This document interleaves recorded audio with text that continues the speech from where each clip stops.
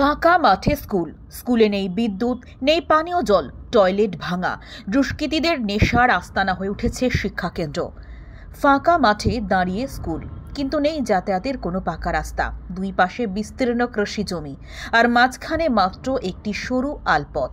সেই বিপজ্জনক পথ দিয়ে প্রতিদিন স্কুলে পৌঁছতে হয় ভেঙ্গেল গ্রাম পঞ্চায়েতের ওয়েস্টপাড়া শিশু শিক্ষাকেন্দ্রের শিক্ষিকা ও পড়ুয়াদের। প্রাক প্রাথমিক থেকে চতুর্থ শ্রেণী পর্যন্ত খাতায় কলমে 104 জন পড়ুয়া থাকলেও নিয়মিত স্কুলে আসে মাত্র 20 থেকে 25 জন। 2003 সালে প্রতিষ্ঠিত এই স্কুলে 4 জন শিক্ষিকা নিযুক্ত থাকলেও কাজের পরিবেশ এতটাই করুণ যে পড়ুয়াদের উপস্থিতি ক্রমেই কমছে। স্কুলটি গ্রাম থেকে প্রায় 300 মিটার দূরে সম্পূর্ণ নির্জন মাঠে অবস্থিত। রাস্তা নেই, ঝোপের আড়ালে শৌচকর্ম করতে হচ্ছে পড়ুয়াদের, যা চরম লজ্জাজনক অবস্থা। স্কুলে যাওয়ার জন্য নেই কোনো পাকা রাস্তা। আলপথ দিয়েই বই খাতা যেমন পৌঁছয় তেমনই পৌঁছয় মিড ডে মিলের সামগ্রীও। রান্নাঘর না থাকায় সেখানে আলাদা করে খাবার তৈরির জায়গা নেই। শিক্ষিকা ও স্থানীয়দের অভিযোগ, 1 বছর আগে নির্মিত শৌচালয় রাতের অন্ধকারে দুষ্কৃতীরা ভেঙে দিয়েছে। ফলত শিক্ষিকা ও ছাত্রছাত্রীদের ঝোপের আড়ালে লজ্জাজনকভাবে শৌচকর্ম সারতে হয়। স্কুলে নেই পরিশ্রুত পানীয় জলের ব্যবস্থা। একটি নলকূপ থাকলেও সেই জল আয়রন দূষিত।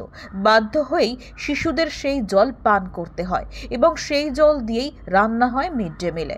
স্কুলে নেই বিদ্যুৎ, পাঁচিল থাকলেও নেই কোনো গেট। ফলে সন্ধে নামতেই দুষ্কৃতীদের মদের আসর বসে স্কুলের মধ্যেই। তত্ত্ব ছড়িয়ে ছিটিয়ে রয়েছে মদের বোতল।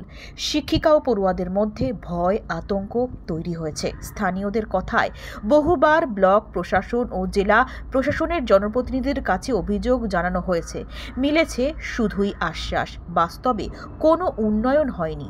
স্থানীয় বাসিন্দা, অভিভাবক থেকে শুরু করে শিক্ষিকাদের একটাই দাবি, স্কুলে যাওয়ার রাস্তা চাই, পরিষ্কার জল চাই, নিরাপত্তা চাই।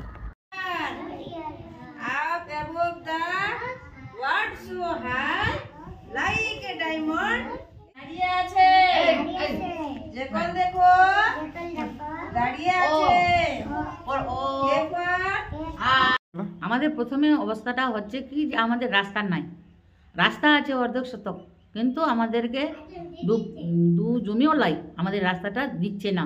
মানে এদিক থেকে কেটে নিচ্ছে, ওদিক থেকেও কেটে নিচ্ছে, সরু আলের মতো করে দিয়েছে। আমাদের পথ যাতায়াত করতে সাপ পোকামাকড়ের ভয়, যখন পাট লাগায়, যখন ধান লাগায়, খুব কাদা হয়, রাস্তাতে যাওয়া আসা করা যায় না।